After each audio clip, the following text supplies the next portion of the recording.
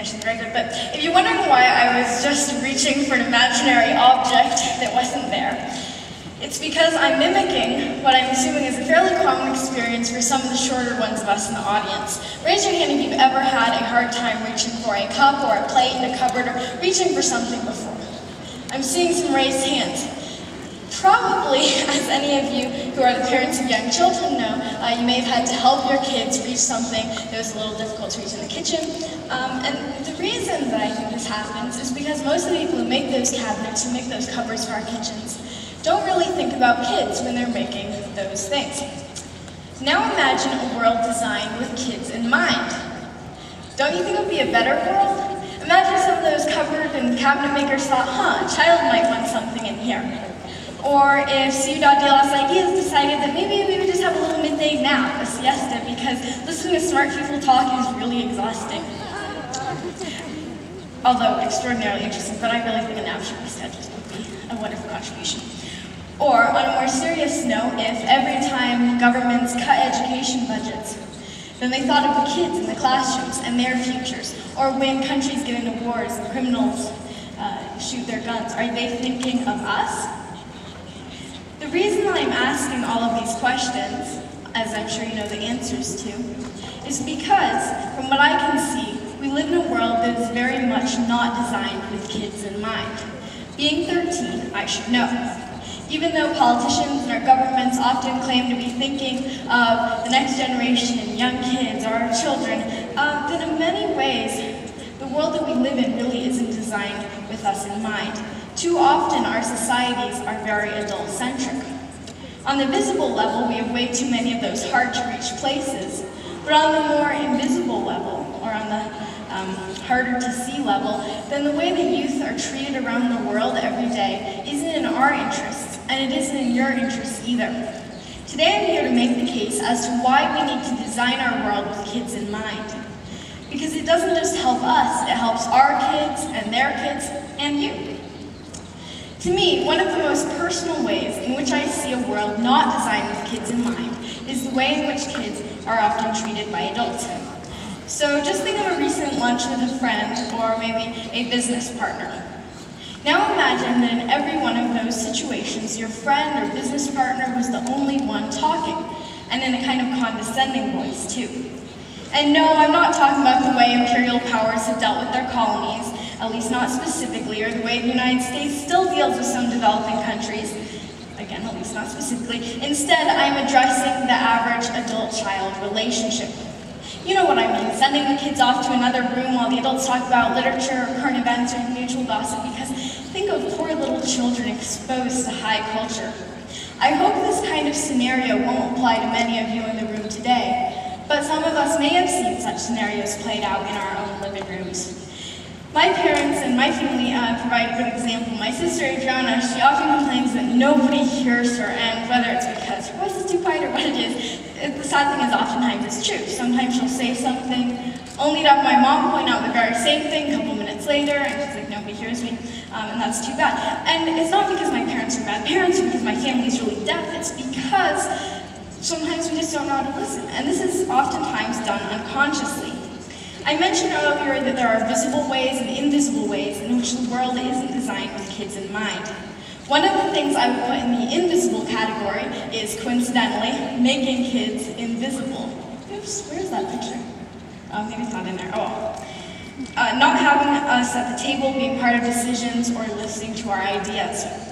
And just as a condescending, I don't want to listen to you attitude hasn't ultimately worked well for imperial powers, I made this nice little collage. The flags on the bottom are all flags that basically kicked their colonizers' butts, to say it colloquially.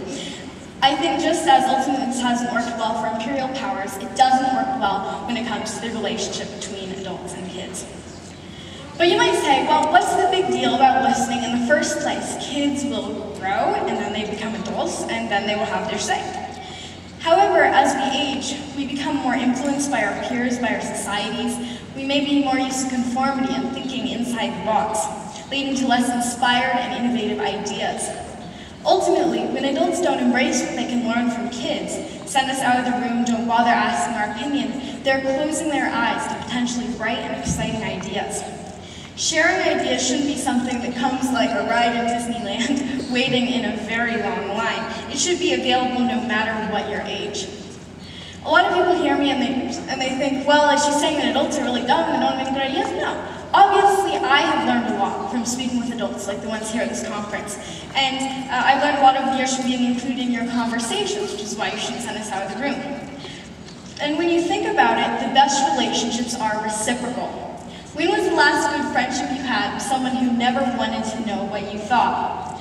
It's easier to return the feeling of respect when someone else listens to you and respects you. For instance, when I feel respected, I'm more likely to return the feeling. Every one of you in the room today can think, instead of always demanding you listen to me, maybe it's time you started thinking about what you can learn from listening to us. After all, we have a lot to teach. My peers can show you a level of fearlessness, creativity, and empathy that many adults can only envy. But that saying about old dogs and new tricks, I heard a study saying that it might be false, which means that you too can have those qualities if you don't already. We probably all watched TV shows with brave heroes and thought, oops, another size was gone.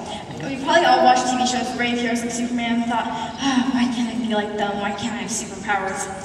Well, maybe it's like those superpowers we can be with enough courage. In particular, I think that the courage it takes out to set on ventures when you can't be sure of the outcome is courage that we don't see often enough. Just think of a time you had a really good idea, but then you said, well, I don't know if that's possible. There's really no way that'll happen. Over time, we get used to hearing those words, and we start to believe them. Obviously, no one bothered to tell there's no way that'll happen to William Kamkwamba, or if they did, he was still strong enough to believe in his ideas. So to tell you the story of William Kamkwamba, here's a riddle. What can you make out of blue gum trees, an old bicycle, and scrap metal? Well, if you're William Kamkwamba, then blue gum trees, a bike, and scrap metal equals a wind turbine. Yes, a wind turbine to produce electricity. He was a then 14-year-old Malawian who, after having to leave school because his family could no longer pay tuition, went to the library and read voraciously about electricity. And then he decided to build his own wind turbine. And this was a wind turbine that worked. It brought electricity to his village. While we might call making a wind turbine out of scrap materials rather irrational, we might say, in fact, there's no way that'll happen. It's important to realize that beginnings, irrational or not, can lead to great things. When you think about it, it's really the problems that are unacceptable. Some would argue that irrational thinking has gotten us into those problems in the first place. But I would argue that we need to fight fire with fire. Desperate times call for desperate thinking. Sure, thinking that a wind turbine could bring power to a village in Africa is pretty irrational. But a village without electricity is unacceptable. Kids like William Kamkwamba, their unrestrained thinking gives us the power to innovate, to create. And we've heard a lot here at this conference about the importance of doing those things. I believe that innovation, creativity, and sometimes maybe irrationality can provide the fuel for the engine of progress. A world designed with kids in mind gives youth the opportunity to share their creativity. We can be brimming with interesting, creative ideas, we just need an outlet. For my sister, it might be music, you'll hear her play afterwards, and for me, my outlet is writing. For others, it might be science or skateboarding, art, or whatever it is. And creativity is directly tied in with resourcefulness. What can you make out of the things that you have? Maybe you don't think this is so very important for kids to do right now, but I would ask this: what kind of employee would you rather have? Number 1, resourceful, who can make the most out of any situation or material. Or 2, who can only do what they're ordered to do from step-by-step instructions. I don't know what your opinion is on this, but I know that from all the lovely volunteers I've seen here at Ciudad de las Ideas, they're all number 1s. It seems too often, though, as though we're raising kids to become number 2. And we have robots for that. If we're advancing this much in science, surely we can also advance in kids' creativity. We heard from Sir Ken Robinson about the importance of this. Indeed, to me, a world designed with kids in mind is one in which we have ample room for creativity. A child's world today, and some of you who have children may know this, is saturated with passive activities. We're sitting in front of the TV screen, and that's fine in moderation. I watched TV when I was little too. I'm not saying stop TV, but it's not good when the only fun you have is watching TV. I have a baby cousin, and my sister and I, we often contrast our growing up to hers. So she has organic clothes, and lots of jumperoos, and tons of toys. I mean, we had a fair amount of toys, but we weren't really wearing organic clothes. But I don't necessarily envy all that, because my sister and I were very privileged to grow up when we had a few very essential toys. We had styrofoam, and we had dirt, and we had envelopes that can be recycled really environmentally friendly into crowns instead of buying new ones. I thought I would mention. With these rather unconventional toys, we put together architecture on our living room carpet. We'd become mummies, or we would use leaves outside as our currency in a world of a marketplace of mud sculptures. We would create these game scenario scenes, and it was fun. Without knowing it, while we were making these mud sculptures, my sister and I, we were probably utilizing our creativity to an extent that would help us in later life. Our parents didn't restrict us, didn't tell us that we couldn't drag the blanket out of our room into the living room and make our fort. What a world designed with kids in mind seems obvious. Adults will listen and learn from kids and try not to put in place too many meaningless restrictions. Too often, though, if you're not one of the Adoras or Adrianas out there, then the adult response to all this fearlessness and creativity is, be quiet, go away, shut up. And that's what's preventing adults from learning from kids. I mean, just try to have a conversation with someone who puts their metaphorical hand over your mouth and asks you a question. That's very, very difficult. Maybe the question isn't even being asked in the first place. So that would be a metaphor, but unfortunately, I see that happening too often as reality. There are some wonderful examples here at La Ciudad de las Ideas of adults who, either as kids, had more opportunities. I was talking with Tara Buss, who saw her dad speak the other day, and she was talking about how she went campaigning with her mom politically at the age of 7, which I thought was awesome. And then we were talking with Mr. and Mrs. Markram, you know, the imaginary with the brain, and they are interested in starting a website that has scientific papers for students to peer review. So these are just a few examples of wonderful people who are getting kids involved. And I want them to not become the exception, but rather the norm. Yet too many adults don't bother to include kids, even on some of the issues that might affect us directly, like, for instance, education. We're the ones who go into the classroom and sit in the classroom chairs and listen to the lesson. So I believe, oops, this is way ahead of this week. I think that we should really have a say in how our schools are run. Maybe one of the reasons that students complain that school's boring is because we're not involved enough. And when I go to an education conference, they often have to get someone to escort me in because their insurance doesn't cover kids. They don't expect students to be in the education conference. Such roadblocks when it comes to trusting kids and giving us responsibility are roadblocks when it comes to learning from us too. Why this prevalently restrictive attitude? Our bodies are growing, why won't our dreams? Yet when the average kid says that they want to do more than sleep, study, socialize, maybe start their own business or publish a book, most adults might say something like, oh, wait till you're older, that's a good idea, you do that when you grow up. You might have noticed it's always what you want to do when you grow up, not what are you planning on doing right now. Ultimately, some of our greatest ideas came from youth who didn't defer their dreams for the sake of an average childhood, and whose parents didn't defer them either. I've talked about how a world designed with kids in mind can benefit kids and adults who know them, but maybe when you think of a world designed with kids in mind, you think of this really frightening, nightmarish image of like a nursery and toys all over and bright colors, and that's really not what a world designed with kids in mind has to look like. A world designed with kids in mind is one which benefits adults too. It's far more general and inclusive.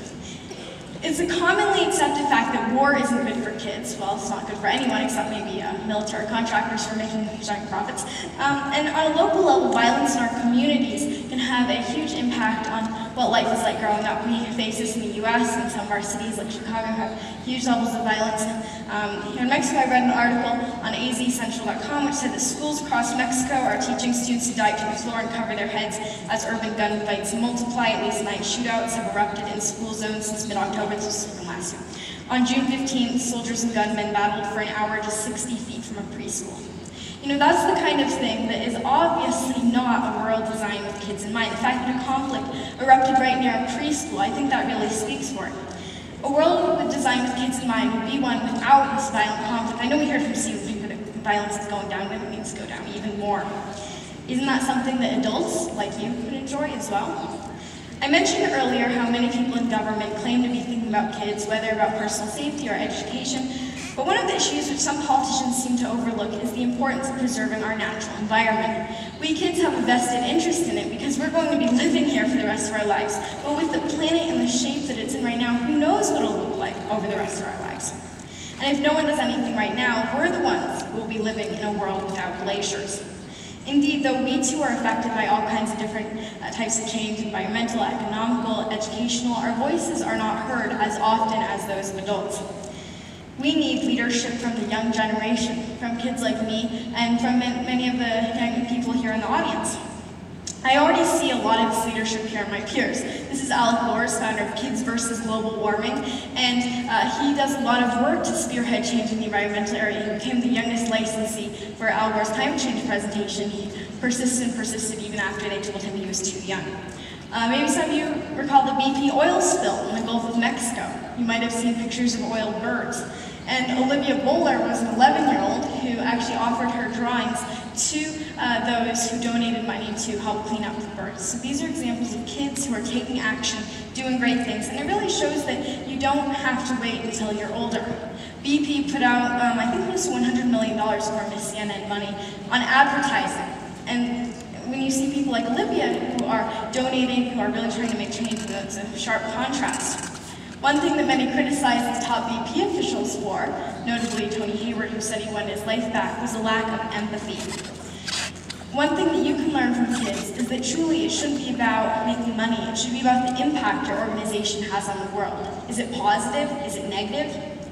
Aside from corporate responsibility when it comes to ethics and the environment, what can large companies and corporations do to show that they have kids in mind? In too many cases, corporations have us in mind for the wrong reasons. Raise your hand if you've heard of McDonald's. I'm assuming that most people have heard of McDonald's. Oops.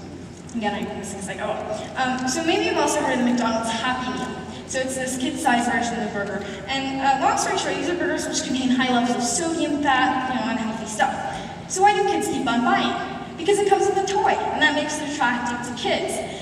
And obviously, McDonald's was thinking of kids, designing this with kids in mind. Well, thinking of our psychology and their profits anyway, but maybe not so much our health.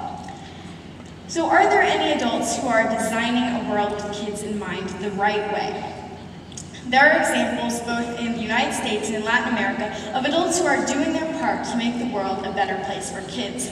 We were walking near Chapultepec Castle last week when we were doing sightseeing, and actually a group ran up behind me, and they were like, "Adore, adore," and they recognized me from my TED speech, which was really awesome.